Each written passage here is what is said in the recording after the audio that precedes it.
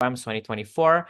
Also, Open Grand Finalist and Top 10 Best Speaker of JOVET 2020, NUDC 2021, and NOVET 2021, as well as Grand Finals Judge of IVED 2020 and 2022, NSDC 2021, Ganesha Open, and Asian English Olympics 2024. Next on the panel, we have the wonderful Mayda, also an independent adjudicator from UGM, EFL Grand Finals of ABP 2021, EFL Semi-Finalist of Nepal Australs 2021, first runner-up of ALSA-OE 2021, second runner-up of ALSA-OE 2023, as well as IVED 2022, CA of IREC 2022 and 2023, and DCA of IDN KDP 2023, as well as invited adjudicator for Newbies OE 2020, BET 2023, as well as Dialectics 2023. Next, we have Kak Rendy Utomo, champion and co-fifth best speaker of AU Asian 2024, bronze grand finalist and fourth best EFL speaker of Nijmegen Open 2020 in the Netherlands, ESL grand finalist and top 10 ESL best speaker of Melbourne Debate Open in Australia, grand finals judge of Japan Debate Open 2023. Sorry, Dafa belum selesai. Can you go back?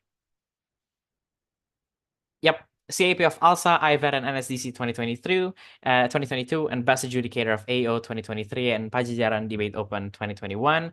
Next, we have William from STBA PIA, novice champion of UTMara Pre-Worlds 2023, EFL semifinalist of AUDC Pre-Worlds 2023, open runner-up of NUDC 2023, invited judge of NetFest 2023, semifinal judge of Bangladesh Judo Pre-UADC 2020, as well as novice semifinals judge of Hong Kong Online WSDCI 2020.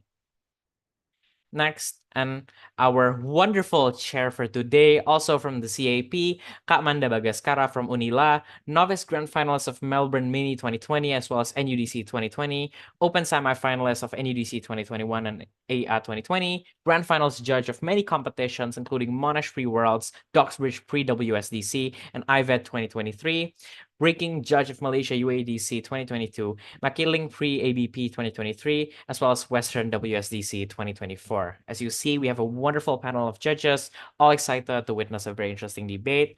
Now passing it over to Kak Manda to start and share the debate. All right, thank you so much, Vinay, for the introductions. Before we proceed into the debate, I'd like to do just a quick roll call to make sure that everyone is here. Affirmative, UNAIR, are you here and complete? Hi. Okay, I assume that affirmative is complete. How about negative? Are you complete? Complete.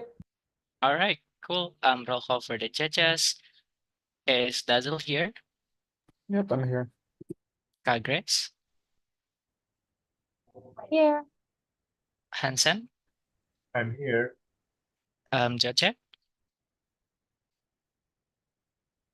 Joce, are you here? Hey. Okay. Kevin? Hey. Mayda? Here. Rendy?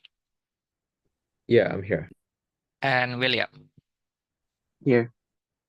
Okay, perfect. So welcome everyone into the Open Grand Final of IVED 2024. Congratulations for everyone who making this so far.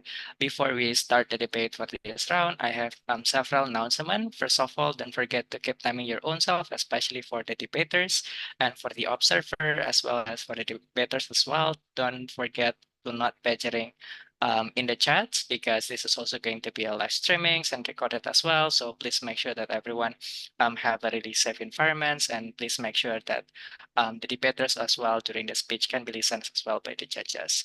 With that being said, I'd like to welcome the first affirmative speaker to open the debate for the grand final round. Here. Yeah.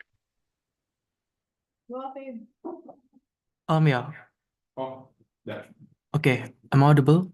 Yep, you're clear. Okay, before starting my speech, I'd like to thank Kak Kevin and Kak Tata. They're really great during like this journey of IVED, and I'm so grateful because I learned a lot. Yeah, starting my speech in 3, 2, 1. I'm going to bring two things in my speech. One, the dynamics of life, and secondly, feeling. And I'm going to explain why those things are beautiful. But several setups before going into argument, right? As a fetus, it means that one, we have blank state of memory, meaning that as a fetus, you haven't experienced those horrible things and happiness that might happen in context light, right? What's there is that you're going to be super curious. That's why you'd want to choose to be born. Exactly because God has granted you a vision that this means this is a privilege because not all fetus might receive this, right? Therefore, proving to you why curiosity will always happen. Opposition need to answer why sacrificing this curiosity will be okay despite knowing that you want to live this life because you're curious. You want to make sure whether or not the vision granted by God is true. But secondly, the moment God gives you a vision, it means you already know of things that's going to happen, right? And you know that despite the horrible things that might happen, there's already human that stay still in this world, right? That even poor people can find happiness, and symmetrically, rich people can also feel loneliness, meaning that when you got this vision, you want to know where such thing happen, you want to experience it yourself. But lastly, this motion is operating under an assumption, meaning that A, being born is a sure benefit you can get, right? You can get to know your girlfriend and the whole happiness and dynamic of life. But B, the harm is not sure a harm in this motion, meaning that this fetus can still be whatever they will raised by, but even if it's harmful, affirmative is going to make sure why we're never regretting things in life and why the contribution and the happiness that will be created will be so much better. First argument, the dynamics of life. With one, we think that life is dynamic because it means that opposition can shoplift that the world is not livable, but it's dynamic, meaning that it can change and you want to experience these things. Why is this important? Several reasons. Because one, humans inherently strive for happiness, meaning that even in the worst case, when people can experience poverty but they want to be happy, therefore this is why effort to pursue happiness will happen. But secondly, humans will work harder on our side for happiness. This is good exactly because of two things. One, happiness on opposition is just gonna be that blank definition of happiness that as human you experience good things, you can smile. But in affirmative, happiness is gonna be better because you find happiness after you strive hard for it. Prove to you that this is only exclusive in affirmative. This looks like you find happiness after you fight and overcome cancer, for example. This is why living your life, even though you might experience sadness, is still going to be better compared to not choosing to be born in the very first place. But secondly, happiness will exclusively exist in affirmative exactly because the world of opposition, this fetus will never know what happiness will feel like exactly because you're never born in the very first place. We think that world is a comparatively worse choice because you were granted a vision to see all of possibility in the world, but you choose to never experience it yourself. The conclusion is that two things. One, fetus in opposition will die out of curiosity. But B, by choosing of not being born, the assumption is that as a fetus, you're gonna be gone out of your mother abdomen, for example. But in this way, you're also going to cause sadness and pain for your parents. Exactly because their happiness, for example, your mother might already wait for 10 years to get pregnant. Meaning that on your side, your choice will not only grant happiness to ourselves, but you also bring happiness to our parents simply because we exist in the world. But on your side, the moment that you choose to not being born, you're also going to cause sadness and harm for your parents that doesn't know that God grants you this vision. But secondly, you can contribute so many things in the world, right? Because we think that this is important because as human, you don't just live your own life, but you also interact with other human beings. We live in a societal life where we're also going to be cause and give benefit to other people that we're interacting with. Meaning to the span of your lifetime, you're gonna do things in this world, right? This looks like how you as a fetus might be a good kid that at least can make your parents happy. Sometimes the existence of you in this world can also bring happiness to many, right? But why is this likely result into a good thing that I'm going to posit, right? Because of two things. One, exactly because God has given you a vision of everything, right? You're going to understand that at least causing pain to other and receiving pain and the feeling of sadness is bad. Therefore, this is why you're going to do good thing and behave well. Exactly because not all people grant a vision of the whole world. You already understand this in this scenario. But secondly, even if you're not, I think even the worst case that these fetus live a selfish life, this is completely okay. Because two things. One, it means you prioritize your own life and your own happiness. So happiness is something that we can still champion in the debate. At the end of the day, you can still have happiness to whatever extent it is by whether or not you're interacting or by whether or not you live your own life. But secondly, your existence matter. If you do bad, you can be other people materials to strive for happiness. You can be other people materials to, for example, experience happiness in that extent. Because, for example, if you do bad, for example, to your girlfriend, but at least your girlfriend can now know and understand that, oh, this kind of red flags exist in a person, meaning that they will still have a journey, meaning that the extension of you being born bad or good, it will still result into happiness to other people. But why is this important? Two things. One, I think the world with or without the existence of this fetus will be different, right? Meaning that this fetus can make change to someone's life or make change to this world just by being born. This looks like how how you can be alongside your parents through tough time through COVID, for example, meaning that you being born is needed at the end of the day. And this kind of like scenario, this is gonna be like interchangeable, and this is gonna be like intertwined to like maybe other fetuses that's going to be born as well, right? Exactly, because you're also going to be like understanding that you're all needed by other people, therefore like you're gonna do good. But the conclusion with this is that you're gonna die. The conclusion on a position is that you're gonna die regretting your choice of not being born. But on our side, at least you can live a savage life. For example, even the bad people never regret what they're doing. Prove to you that even like to what extent the harm that opposition might shoplift in this debate does not matter, because exactly what matters is like answering the curiosity as a fetus. But secondly, knowing that happiness can be achieved, knowing that the dynamics of life and journey can be fulfilled in this world. But let's talk about feeling, because I think in the world of opposition, there will never be feeling and the inherent need to stay alive. Because we say that life is addictive, exactly because of the bad things that had happened in life. You still choose to stay lingering in this world, right? Exactly because you can feel so many good and bad feelings in this world. But why is this likely?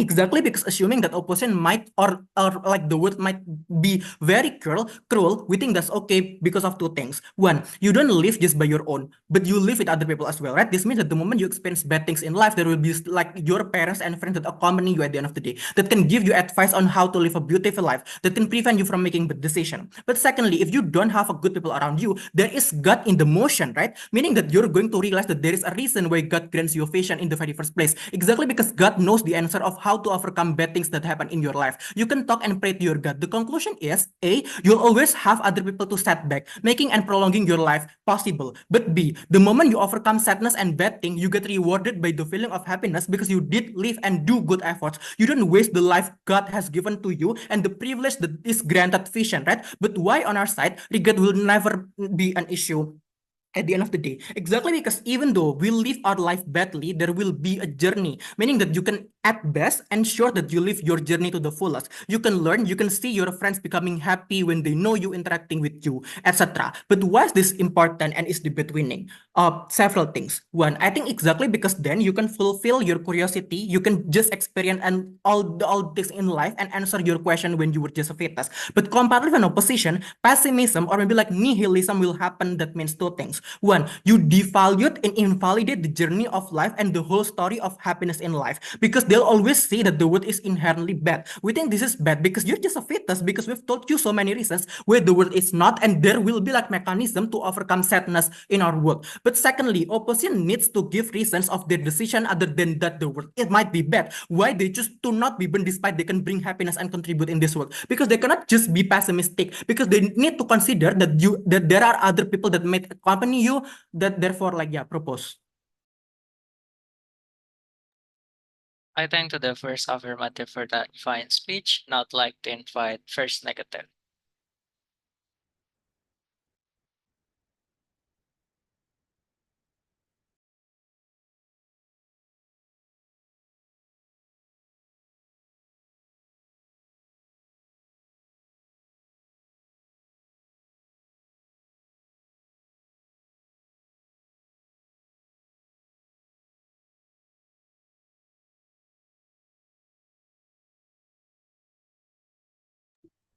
Can you hear me? Yep, clear. All right.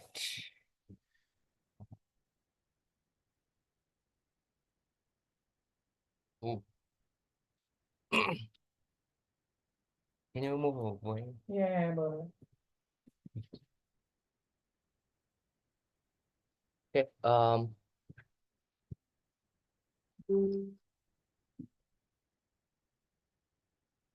What is the worst thing that could happen to you? You not achieving your goals. What is the second worst thing that could happen to you? You achieving your goals. Because from the sacrifice that you made to achieve your desire, you realize it wasn't worth it, or you strive to find harder goals. That is a vicious cycle that we all have lived in this room. And the pain of losing always exists in the back of your head, no matter whatever you want. For this, you have to oppose.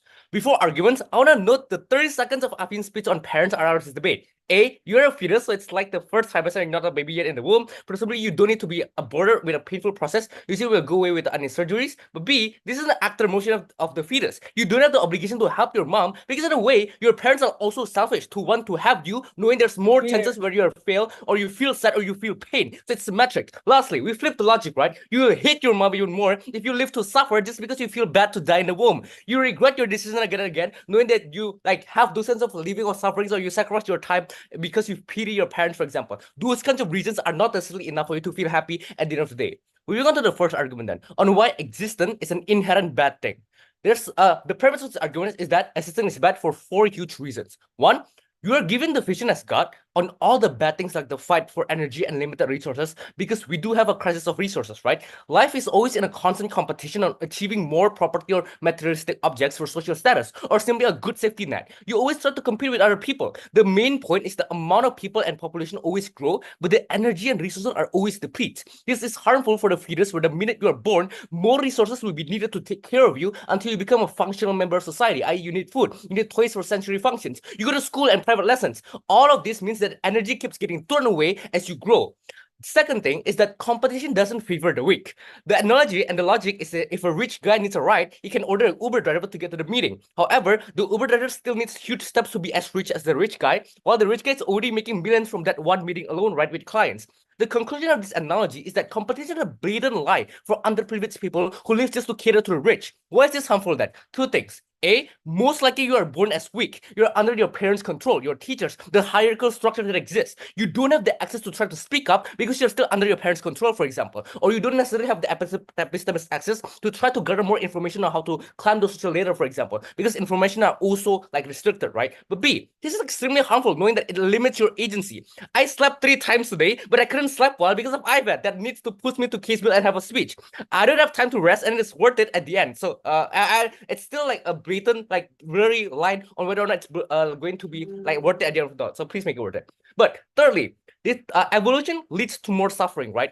Evolution always exists and it's bad. We had industrial revolution that exists our productivity, which creates evolution. But exactly, due to that, we create a hedonistic treadmill where human continues to evolve and we seek the desire to want to feel good. We got like best speaker of ALSA and UDC and NOVAD. But we still want best speaker of IVED, for example. Why is this bad, for example? 2 things. 1, our dopamine level has a limit. If you keep pushing that limit up when you have the same value of happiness, you will not feel happy because your dopamine level is too high. If I love to eat ice cream for the first time, but I continue to eat the same ice cream, no matter how much ice cream I eat later on, it won't give me the same happiness at the end of the day. But secondly, crucially, pleasure and happiness is limited. Pain is exponentially always growing. What does this mean? It means when you look at your like 30 plus achievement, you said, oh, that was a good time. But when you look at your one loss at ALSA semifinals, for example, you felt the biggest burden of your life, the way it eats you alive every time you sleep, and everyone you want to talk about debate to your friends, for example, who always tease you about those kinds of one loss. Like I lost quarterfinals with Fina last year, and that's the only thing I can remember this year. And that's painful because I will always remember that loss, like why I couldn't be better. I asked for feedbacks on why I was bad in that round. I kept thinking what kind of speech can make me win in that one specific round. Those pain will exist in all of us and just in the back of your head, and just as like everyone in this room that have flaws, that have won in certain things as well. The immediate response, all of this immediately respond with the first 3 minutes of Avim's speech, because insofar as they were very best case to talk about how happiness is very easy to find, I beg to differ with the 4-minute speech I spent on why it's easier to feel pain on the outside of the house. And even if you still find happiness, you're going to strive for even more happiness at the end of the day, because that's just how human nature works at the end of the day. I'll talk about this more later. But fourthly and lastly, talking about consciousness. As humans, we ponder why we are here and what we're going to do at the end of the day. Because people are trying to find the meaning of life, or trying to find what are the purpose of them in this like small speck of world, right? They are not going to find that because they're not meant to be finding the meaning of life, right? We seek answers of the stars, for example, but the answers are not going to be there. That's why you forget each other, because you cannot give the answer that you need, for example. What is this bad? 2 things. 1, you feel like there's not necessarily a purpose in life, but even if they are, you cannot find those kinds of purpose at the end of the day because you don't understand what makes you you, for example. What is your identity and what are you trying to find in this huge world where everyone is already established, for example, or why there's a lot of privileged people that already know what they're going to do in in the future. But secondly, exactly because of this, that's why a lot of people are pragmatic. If you are not going to give me any benefit, then you're not going to be friends with me, for example. Or people are more likely to use on their like mindset, for example, or their perspective in like more pragmatic view on whether or not this person can benefit me or not at the end of the day, which doesn't necessarily create a good life at the end of the day, knowing that presumably you want to have like an average normal life. That means that at the end of the day, like you're not going to like receive those kinds of like benefit, for example, of like a very kind person, or like it's going to be very marginal at the end of the day. Why is all I say important? What? The info slide already stated that you do not know how you live. So you don't necessarily know the imagination, and you're going to like base this vision based on what ifs, right? So we feel like those kinds of what ifs are very, very scary. Those kinds of imagination of you probably have a bad life is bad. Because remember, you are a human. You're more likely to look at the bad things rather than be good. Because our brain is wired to have a danger mechanism to feel if something is wrong. We ponder, should we join our fight or should we just rest? Should I join Asa later on, or should I just like continue and like live my life like on a daily activities, for example? All those kinds of things makes us feel and ponder whether or not it's actually a good thing or not. Because of those kinds of bad mechanisms, it's easier for us to actually feel scared at the end of the day, and that's why you're going to feel under the proportion inside. Other negative, we say avoiding pain is always preferable in achieving uncertain pleasure anyways. Because remember, under the art of dust, every single happiness they want is speculative at best. And the art of dust, we can like negate those kinds of speculative pleasure and in comparison to having really like immensurable pain that exists at the end of the day. But second, look, all of this is bad. We prove to you that life is bad. Affirmative cannot say that life is bad, and we can just opt out, for example, because there's not necessarily an opting out mechanism under the house. Because A, you hurt yourself, because thinking of like unaliving yourself is also already very, very harmful, because you already need to think that you're going to give this life away or it's going to be painful. But B, you're going to hurt other people, because remember, as you grow up, you're going to hurt your parents, for example. You're going to hurt your friends, for example. They think that they are not enough for you, and etc. So I feel like at the end of the day, life is bad, dying is worse, it's better to not live at all. But lastly then, so why does all that weigh over what the government say? First of all, we talked to you about why even if life is really good, but the happiness that you get is always coexisting anyways, or it's still stagnant, right? Like I could be happy because Dazzle made me win on like semifinals, but I feel worse that he gave me a 75.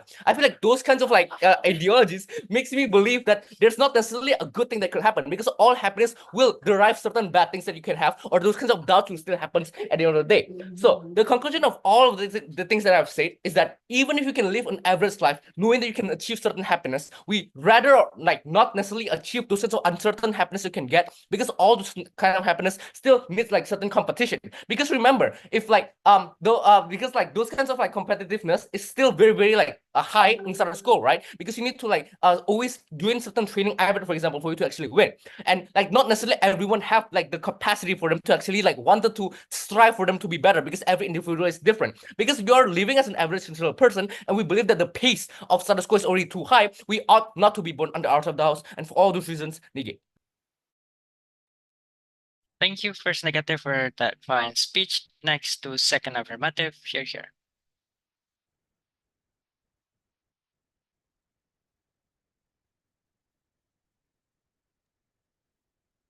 Audible, visible?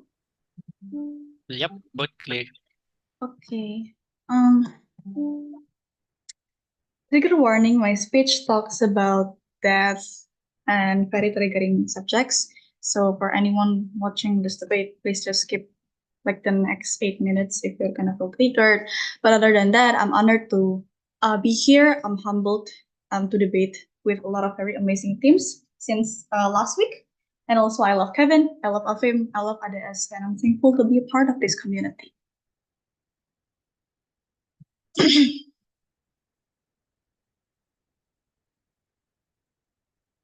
A few years ago, I lost my dearest friend who gave me immense support to debate and to enter university.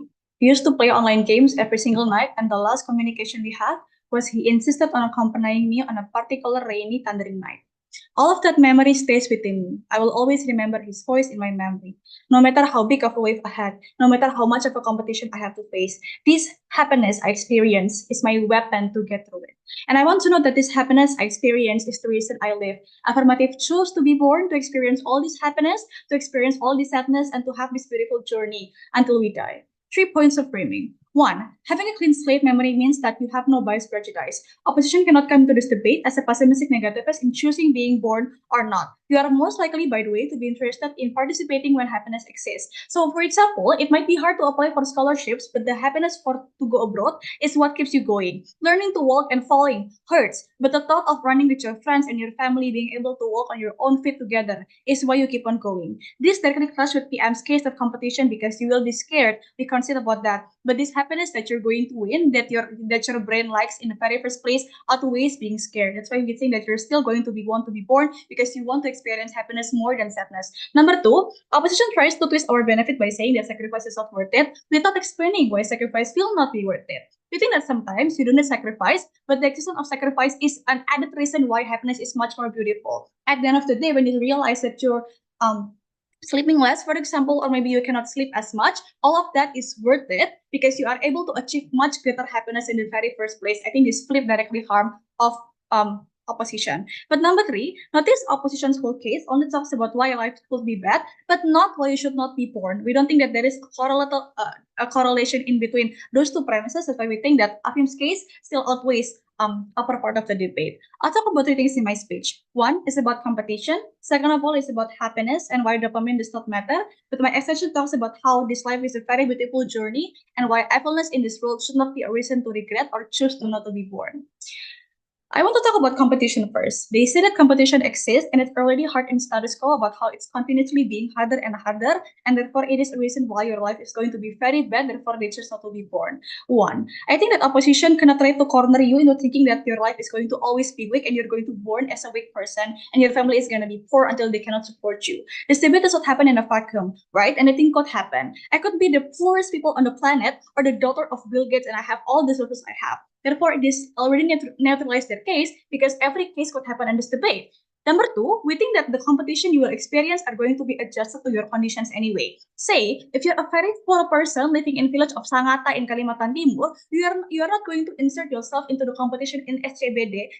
And I want to know that that is okay. As long as you're able to be happy, as long as you're able to eat with your family and whatnot, we think that that is fine. But even if maybe you're a middle person living in say a metropolitan city, you still have the probability to overcome the existing competition. That's why in debating, for example, a lot of small universities are able to break through the barrier and actually compete against very huge universities because there are chances of you actually being able to break those. There are a continuous push for you to win the competition. For example, NGO, social movement, people who care about your progress as a person, those are the kind of society that we think happens in this debate. Therefore, that could help you winning the competition if that is the case of opposition, right? But I want to note in the worst case scenario, even if you lost the competition, that is okay because you are not going to be alone, right? You're still born as a person who has a family, who has a mother, as mentioned in this context slide. Most likely, you can still enjoy a cup of coffee with your mom. You can still tell them about what happens, and they're going to put you in an embrace, hug you, and tell you that everything is going to be fine. That micro happiness existing in our side of the house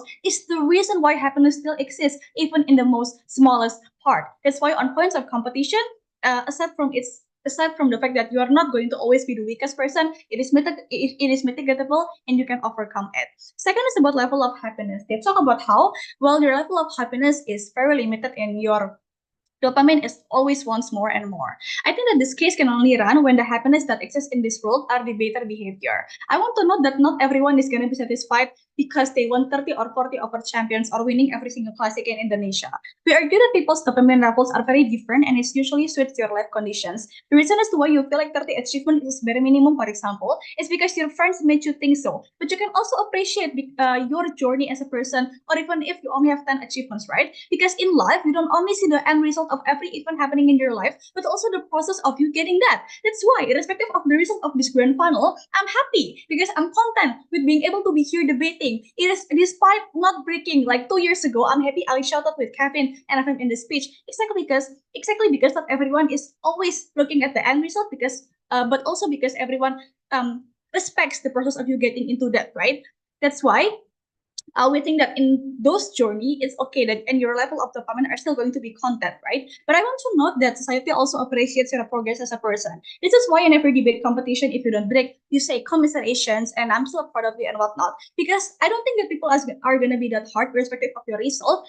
They are still going to appreciate you as a person. Therefore, you're not going to be as sad or as bad as what your set of thoughts is trying to tell you. That's why on levels of happiness and dopamine and whatnot, you can still be content with the smallest even possible of happiness that the case no longer runs. I want to talk about the life and why evilness in this world should not be a reason to regret or choose to not being born, extending Avim's case. When you are born, you bring happiness and joy to your surroundings by being born and actually living. When you are a child and you start doing homework, you also feel joy for being praised by your parents or by your teacher. When you start being an adult, you feel happy being able to be in IVED, debating in open grand finals, finding a community that is just as competitive as you are. Even when you are dead, you reminisce of your friends and the beautiful memories you make with everyone you have met in your life before closing the chapter.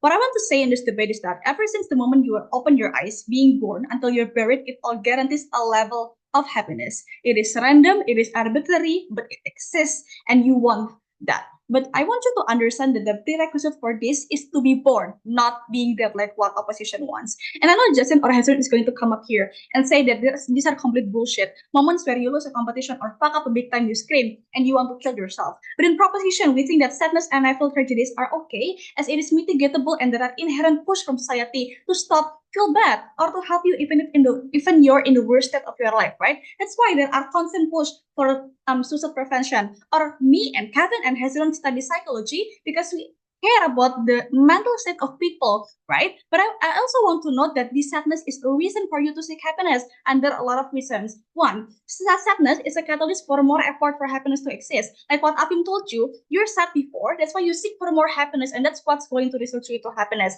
But also, sadness is a reason for to multiply the feeling of happiness, because I did not break last year and I was very sad. I'm much more happy right now when I actually is able to break. And I want to note that this happiness lingers. It doesn't only stay today, but for the next 10 days, for the next 10 years until you have to be buried inside your casket. Why choose to be born and not stay in the womb? The way is simple. We concept that something will happen, that the world will sometimes be not the best to you. But we will also believe that happiness is something that will happen. Be it you enjoying a cup of coffee, looking at the blue sky of Jakarta, winning the lottery, and you can achieve this through the simplest or the hardest things, right? Irrespective of the degree of the happiness, it exists, and that is when you choose to be born. I want to note that this happiness is a trickle down effect, like I can explain, because you already bring happiness to your parents or your existence as a good friend to your friends is also happiness for other people, right?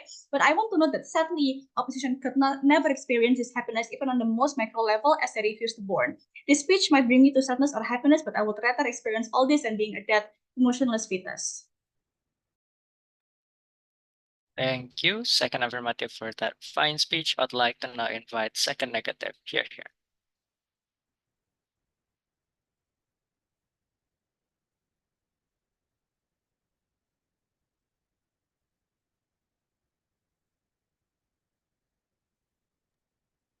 Am I visible and audible? Yes, both clear. I know it's cringe, but my first and last IVED. And also, my first finals in classic also. So yeah, props to everyone who have contributed a lot. Disclaimer, the speech is going the speech is going to contain some emotional narratives or rhetorics, however you call it. I do not mean to offend anyone, and I promise I will not curse this time. Yeah. Give me time.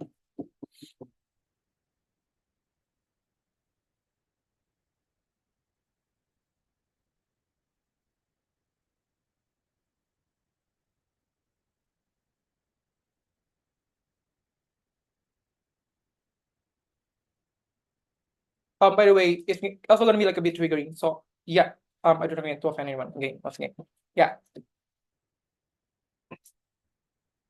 Me to do so. I'm afraid that the process of dying is so hurtful and so hard to bear that the blue sky in Jakarta only exists for 7 days before the drought season ends. And after this, all I see on the sky is it being dark and it being cloudy. Life will never be perfect. And the imagination and informative is very wrong to say that life will always be good to you.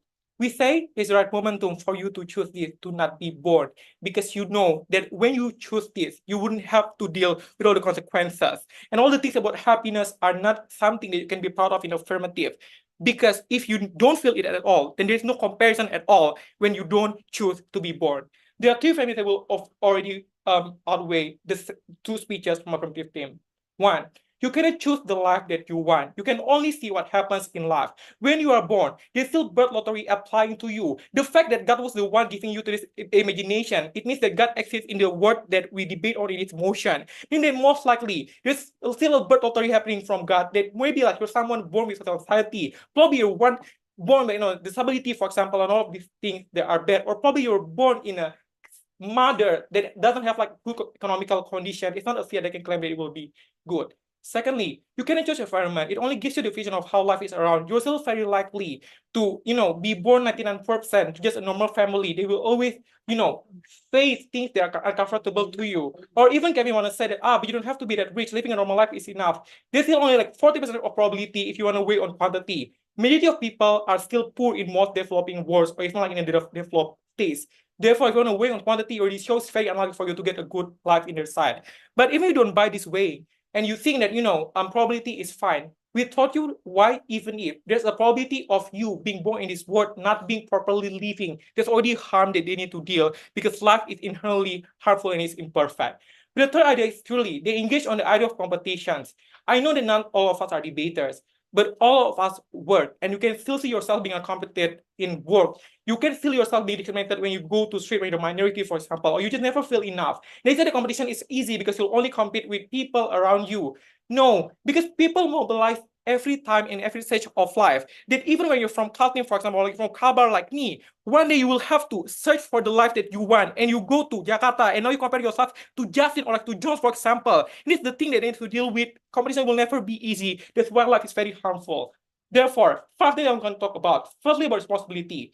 They talk about us two things. First, about like words, how you responsible for the word. Two things here. One, more responsibility is something that you choose. It's not born with you. It's not within your appearance. It's not within your mind. It's a social construct made by the influence of society and evolution to make mankind to be sane. Therefore, you don't have the responsibility at all. Secondly, even if more responsibility exists inherently, it only exists when you exist in our side. If you choose to not be born then, and you're still in the fetus, the moral probability haven't existed at all. But secondly, they talk about parents. That's very uncontrollable because one, probably they don't even want you. Maybe your mom is someone with her first kid that's very unready to have a kid but go into pregnancy because of an accident. Secondly, you can also burden them if you continue to exist. Not just maybe like they don't want you, but probably you're going to be a bad kid for them. Because if you want to search for the thing that you want in life, sometimes you have to sacrifice the life that you have for your mom because you have to leave them from Ketapang, for example. But the third thing is that who are you morally obligated to do done as a fetus? It's you to yourself only. And we say that the self-interest that you have is that you don't want to be scared by the imagination, that you don't want to spend the only chance that you have, for example, to always be regretful on it because you choose to live and you see all the dark desire that exists in this world. Second discussion about curiosity. One, here's the intuition bullet for you. I do not need to know what happens if I go to the dark street because I know that it's scary and it's a huge probability that I will be killed. I also do not need to know how does it feel to lose the great final either because I know that it will suck and I don't want to, run through it. Therefore, if I know that life will be scary or life will be imperfect, I also do not have to enter the life and know everything around it exactly because I don't need to do so because that's already scary and I don't want that to be a risk for my life. But secondly, is it worth it to take curiosity if the consequences is regret? Listen to the comparative. In our side, when you choose this to not be born, you just disappear. In their side, when you choose to be born, you will always remember that you were given a chance once when you were in a fetus, for example, and you know that you took that chance for granted and you somehow choose this life. You will always live an imperishable regret under the side of the house. Life is bad, dying is worse, but therefore we will never live at all. The third thing I said about happiness. One, listen to the framing that Jones taught you. The best thing in life is when you achieve that goal. But the second thing that is also the worst thing. But the second best thing or the worst thing ever is that when you have achieved that goal, so one, you seek for more, and if you can, there is still that. Because it just means that life is endless. that you will never feel enough about yourself, that you chase every opportunity that you can, even when you know that it's tiring.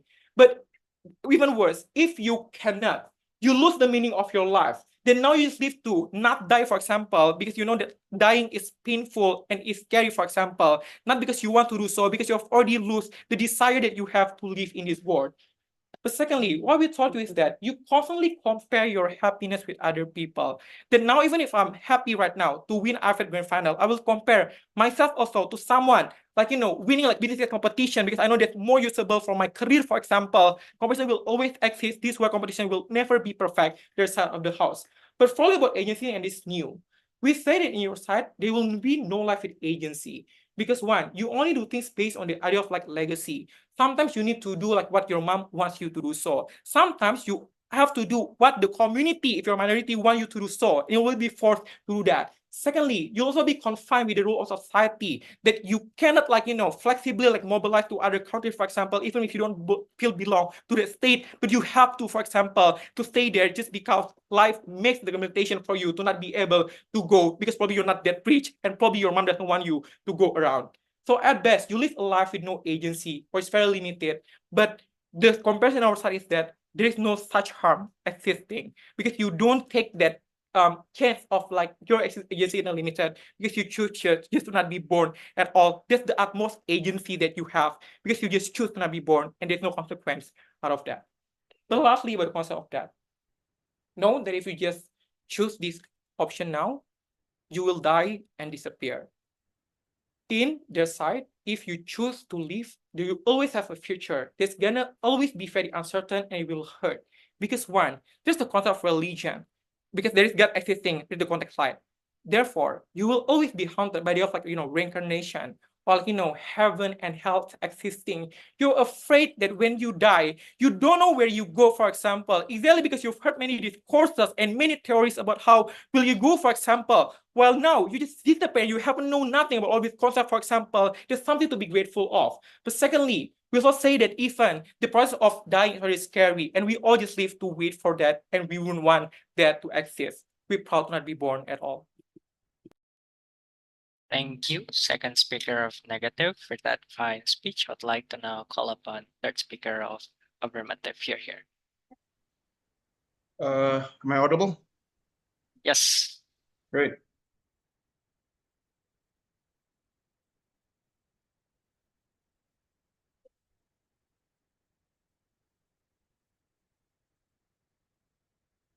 Yeah, I guess appreciations are in accord.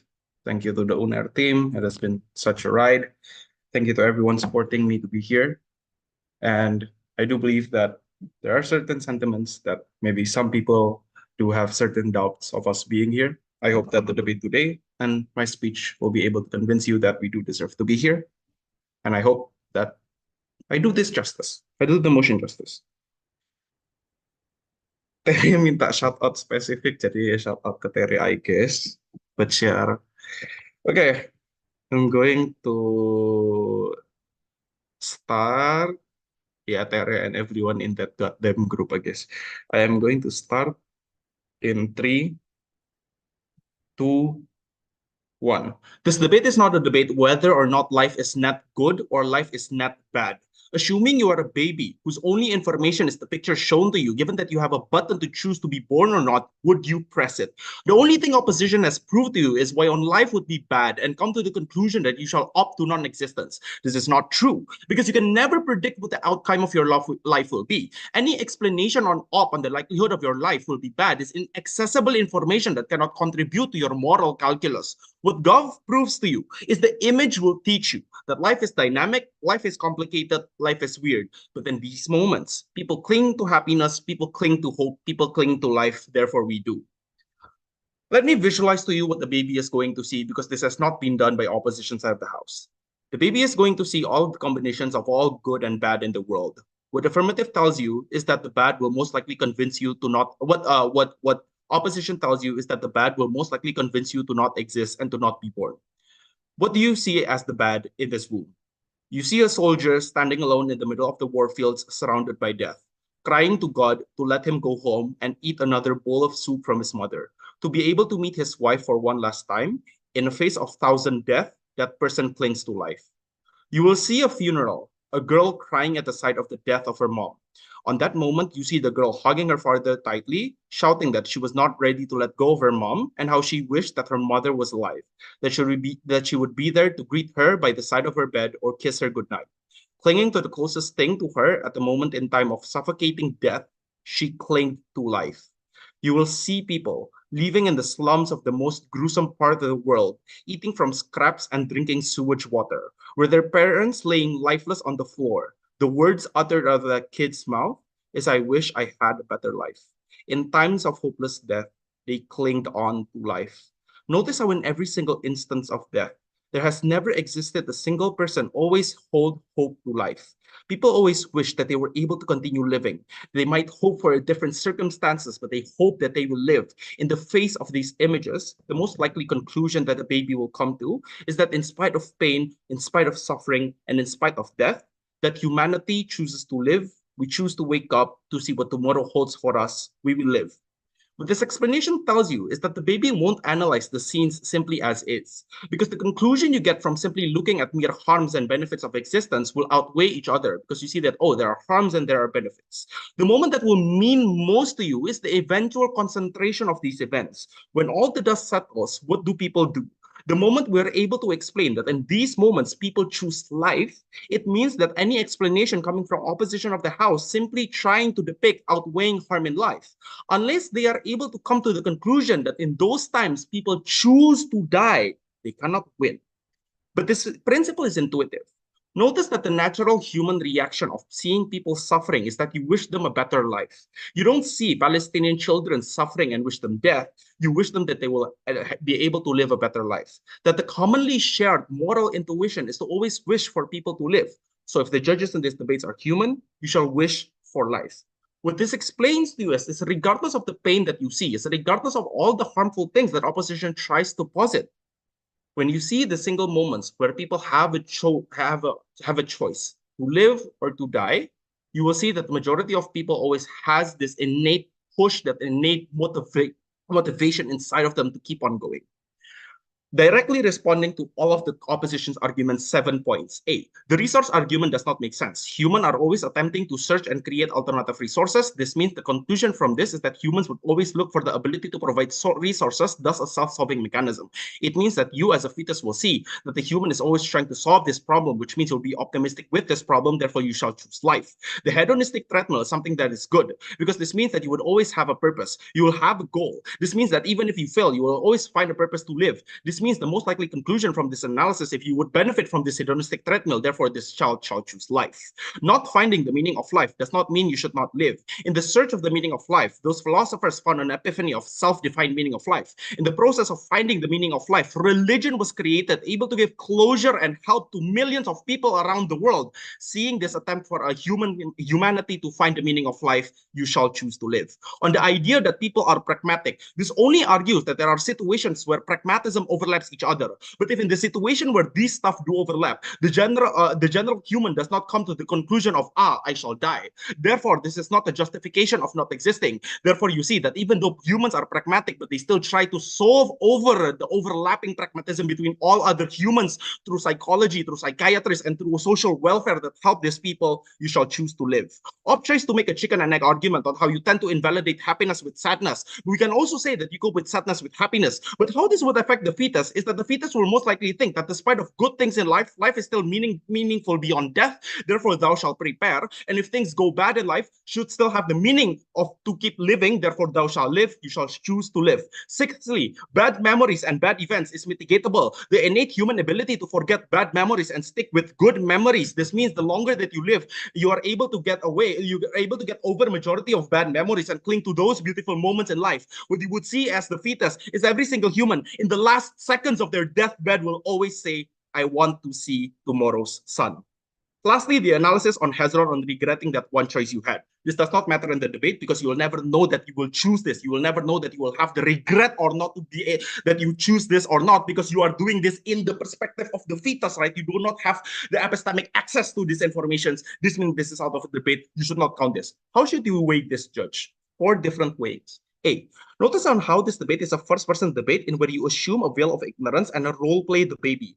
Therefore, justification that you should buy is explanation on why the things you would see ought to have the conclusion of life. To be able to make this decision, you ought to look at the examples and the moments that depict the gravity in this choice that you have currently. This means the specific scenes you focus upon are the moments of human how to choose to live or to die. The moment where government is explained, in where being able to have these memories with existence, regardless of pragmatics, warrants the baby to be curious, to want to find out, to dream, to hope you live.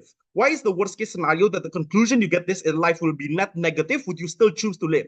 This is because harm and pain are less proximate to humans aside from happiness. This is why people choose to take risks. We choose to explore. We choose to find meaning. We all with the risk to pain, to sadness, and to suffering. It is because the innate human nature strives to go against the odds, to aim for the 30% of happiness and to go through 70% of those negative things. Inherent human curiosity would push the fetus to want to live, to want to find out what life is. This debate is not a debate proving why life will be net good or will be net positive or net bad, but will the image warrant and convince you to exist? Explanation that exists from Avim and Tata that talks about the innate human curiosity to find out, to explain that the most likely conclusion of bad times is that you are able to go through this means that you are able to prove to you that you ought to exist, to prove to you that the saddest moment in life, that the most sufferings that humans feel always come to the conclusion that human wanted to live a better life. Justin is going to explain that the baby is utilitarian, that you will see that there is more harm, that your life will be filled with suffering.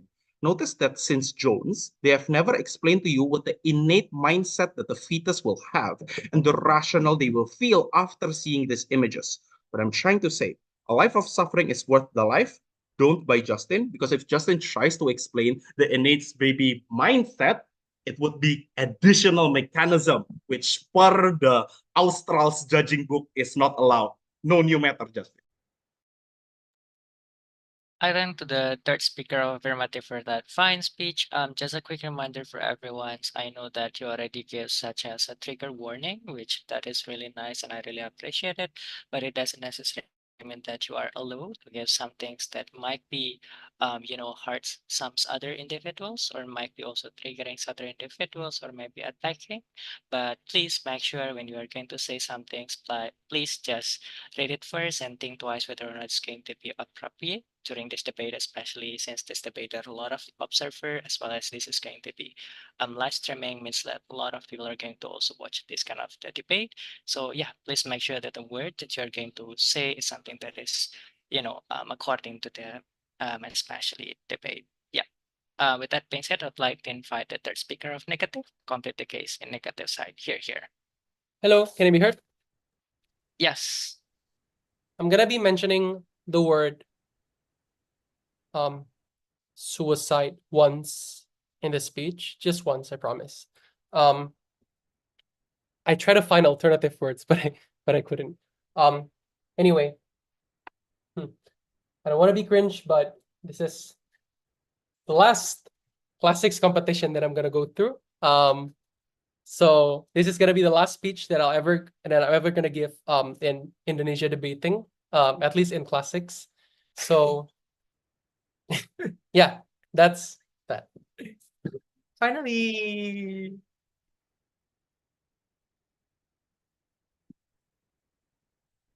I will start by criticizing Thomas Hobbes' intuition on this speech. In Thomas Hobbes' book Leviathan, he argued that during the state of nature, life was solitary, poor, nasty, brutish, and short. But fast forward to now, we see there's virtually no difference. People are killing each other, nations are dropping bombs, children are dying of hunger. It is therefore not the state of nature, but just life that is nasty, brutish, and short. And if we have a choice not to go through this prison, this mortal flesh that perpetuates pain over pleasure, we will in all instances. I would first like to kick out all the parental and external arguments because these are very dependent on externalities. Maybe, again, your parents want you for 10 years, like what affirmative said, but maybe your mother is a teen after an unprotected sex and she doesn't want you. Again, this is not likely, but this is a possibility and this is uncertain and therefore it cannot be a tipping point. But I also dislike the angle of saying that your life is meaningful for other people because this is what makes your life a prison. For all the reasons that first affirmative themselves mentioned, you will always be stuck to a responsibility to other people. You cannot choose what you want to be. You cannot choose the person you want to love. You cannot choose the major you're going to get to because you owe the people around you that kind of responsibility. It is already very, very bad in like developed world right now, let alone in the most of developing world. But in the end, we told you that your existence is always a net negative for other people. And everything else is uncertain. You might be a good friend for them, but you might not. What is certain is that you add the amount of mouth, but you do not add the amount of food. And that means that insofar as your existence always reduces the amount of resources available for other people, you are net negative and you are negatively impacting everyone around you. So external arguments is out. We claim down the bench that life is horrible. Listen to the examples from affirmative. The happiness that they gave was two things. One, beating cancer, or two, talking to your girlfriend. I am not sure which one is less likely, but I can tell you for a fact that both are probably quite unlikely in either case. We argued three reasons that are inherent and a priori why life is bad. The first is that the crisis of energy. The philosophers say that humans are homo homini lupus. What does that mean? That means that humans are wolves to each other. This means that we're actively in a competition because we are all driven by our survival instinct. We necessarily need food to survive, and we want to steal that food from other people who disable us from surviving. What does that mean? That means that you literally have little to no agency. You cannot rest. You cannot take the day off because if you take the day off, you'll be outcompeted. Because if I don't do mattering before IVED, Kevin is gonna do that.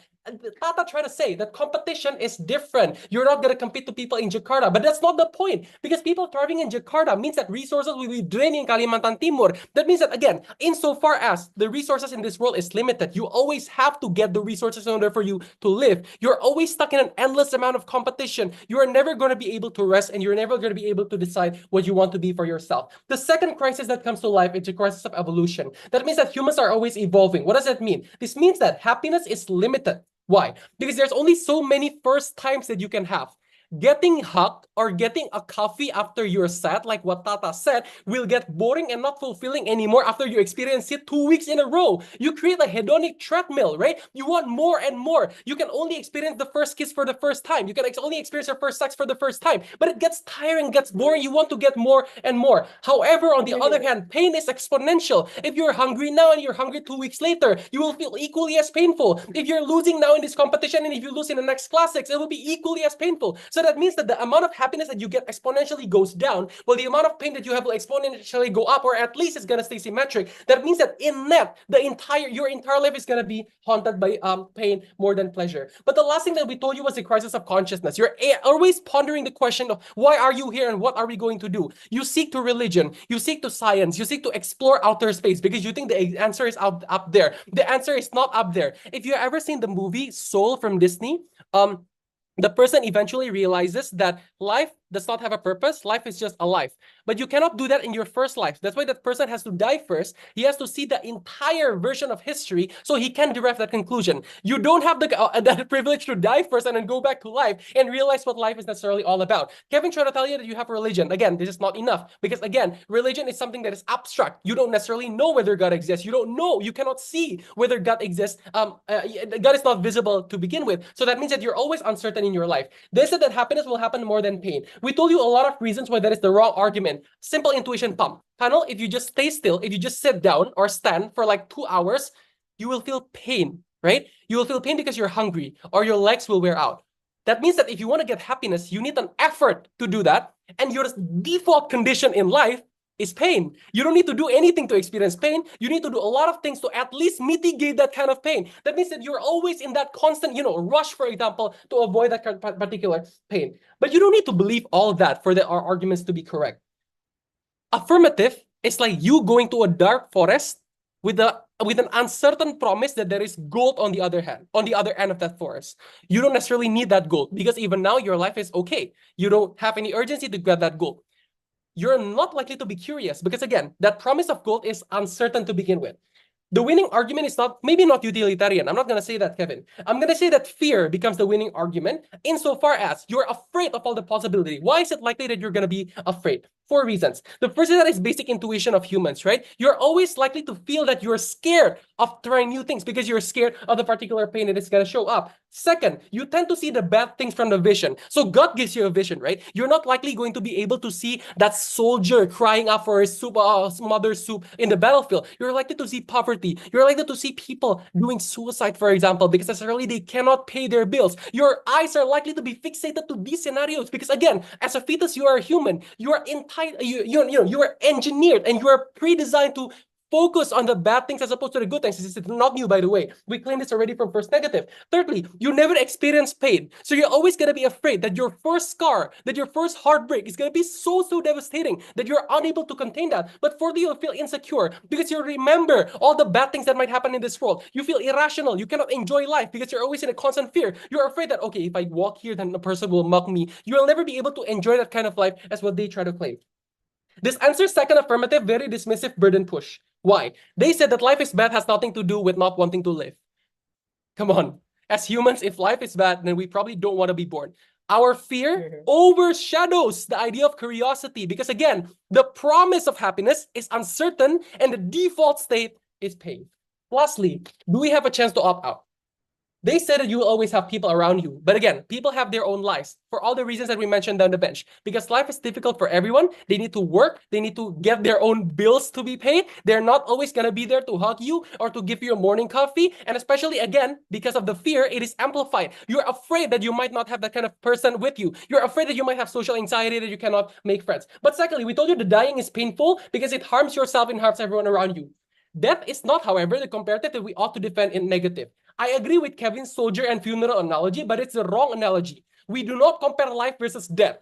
We compare life versus not living. That means that you don't need to stand alone in that battlefield at all, or you don't need to attend your mother's funeral because you never lived. That's why most of us don't choose to get binded in a contract with no opt-out clause. Because we told you that if you have a if you don't have an opt-out clause, that means that you're stuck in that kind of existence. You cannot opt out. You don't have an alternative. Panels, living is bleak and it's the truth. We must do what we can with the lives that we have, but in no way must we wish this trap on others, and in no way should we hope for others to suffer the same way that we have been so far. Negate. Thank you, third speaker of negative for that fine speech. Now to sum up the case in side of negative, I'd like to welcome negative reply. Here.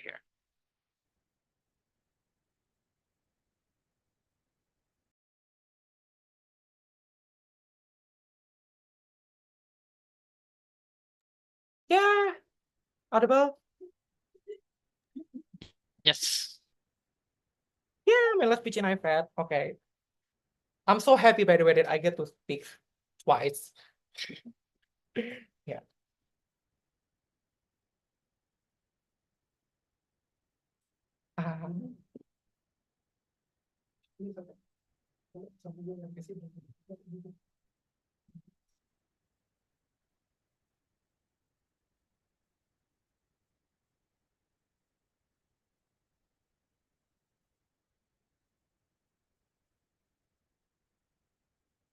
Okay, sorry yang ngetik. Okay.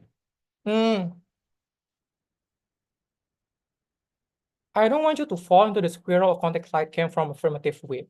No, you don't see the vision of someone who is about to die. You do not see that in the context light, therefore you didn't prove why it likely, and you cannot have a fiat to assume the likelihood. We taught you that most probably based on the context light, by the way, what you will see is only a sketch of everything that has been happening in the life that God has created. That people get happy at one time, but at the same time that they're sad and they don't feel enough. That there's one person getting a promotion in Deloitte in Jakarta, but in other part of the world, you see a mommy crying because her children have died in that fight of Palestine.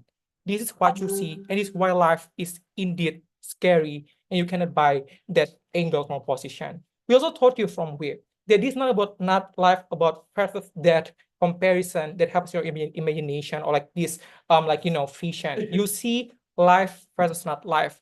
Therefore, when you choose to not live, these kind of harms of you not being able to be happy do not exist. Because that harm can only exist when there's a comparison between happiness and sadness. But when you do not choose to be born, and you haven't died, by the way, because you choose to be born at the very first place, then there's no comparison. These harms do not exist.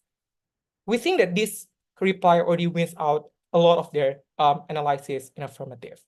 But I want to assume their best scenario. Let's say that you are successful and can actually complete. Why is it still means that life is not worth it? But before that, let's say that you buy the framing from third affirmative, that after you're born, you will now know that this vision was given to you. You will forget that. Fair. Let's not credit that argument about our side about regretting. I know that there wasn't like a huge chunk of argument from our side.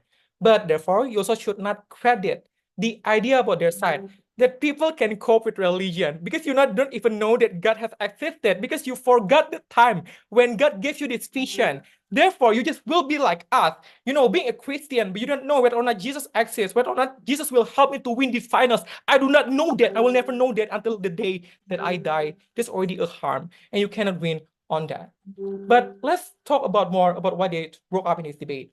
Firstly, about more responsibility to other people or the world. One, we told you that you don't have this. You're not, because you haven't lived. When moral responsibility is attributed to someone when they live.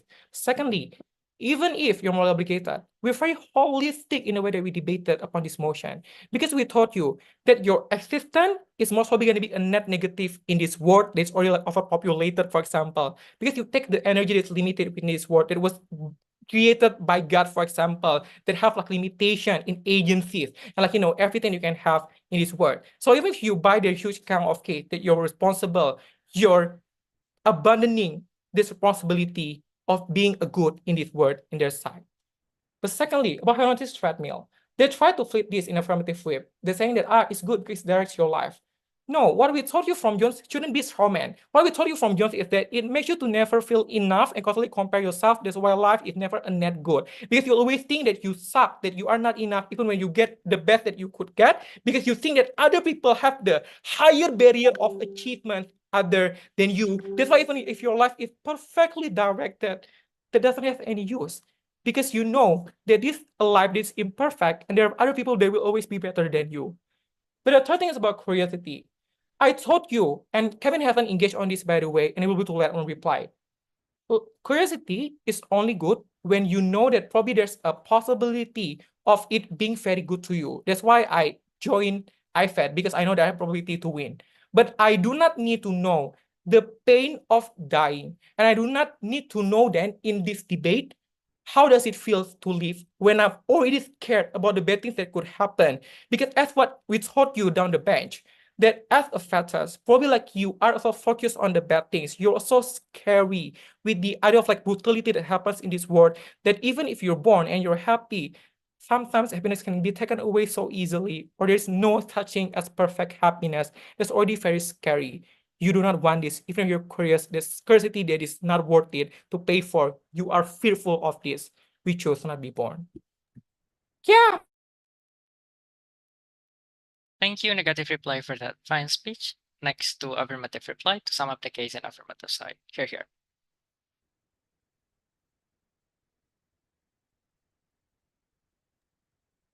Hello. Yeah. Okay.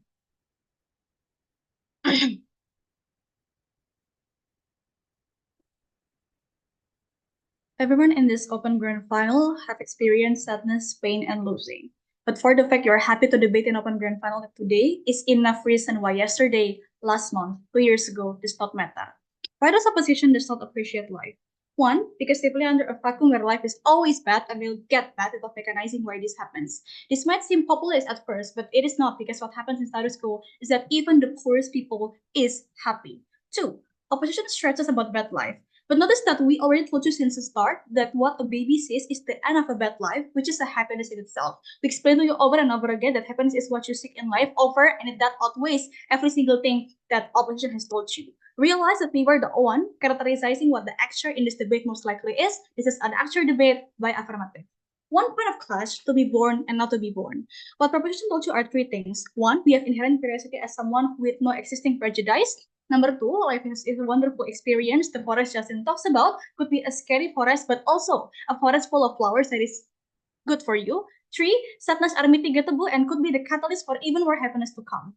Position tries to talk about how competition exists, you get less resources, very scary, this is weird, and you don't want this to happen. Why do we win? One, everything that opposition talks about can run if they're able to characterize that every single person in this world are debaters who wants to go into very good companies and could go into very good internships and want to win every single championship existing. Problem is, what we explained to you that this debate does not happen in a vacuum, and even if I'm a small debater from the smallest region with which I was once, I would still be content with what I was able to achieve. Even if I don't want IVED in this round, I'm still happy because I'm still surviving in my 5th year of debating. We argued that this sadness could be a reason to feel even bigger happiness in the future, and this has not been responded on their argument of level of dopamine. And even if you don't, that is fine, right? We think that there are inner pushes like religion and inherent reason like your brain forgetting the bad ones for the exchange of good ones in present time, and that's why we think that under our side of the house, badness or sadness are mitigatable or not doesn't matter. But at best, if this is deadlock and you don't buy all of our arguments, you should still buy our analysis about happiness, even being poor, even if it's the worst case that affirmative has, because that is something that will happen because you choose to be born. The point is that your side of the house does not choose to be born, therefore there is no happiness at all, which is mean that they don't have the benefit that affirmative has. What's the tipping point here? One, even if you're not happy, we explain that the happiness is worth it because again, this debate does not happen where a person is stuck in one utilitarian interest. That's why you appreciate life and even losses. But number two, opposition tries to belittle the smallest happiness, but also never explain why this does not matter at all.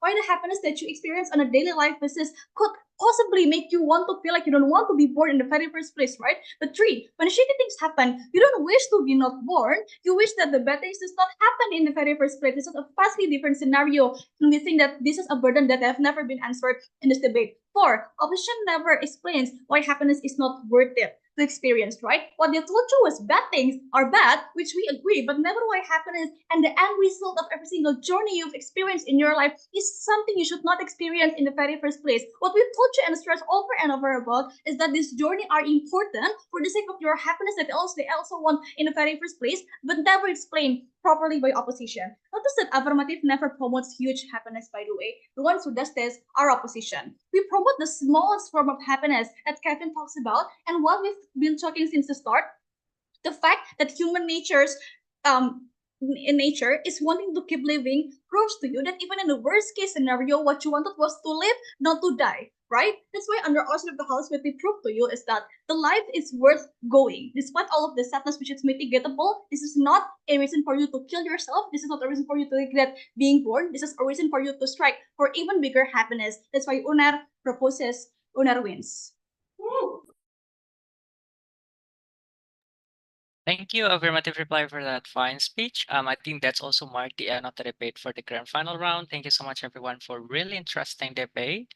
For the next step or for the next announcement, you can wait for the closing ceremony according to the schedule that is given by the organizing committee. With that being said, for the judges, I think we can just choose, let me check. Yeah, room 1 for the discussions.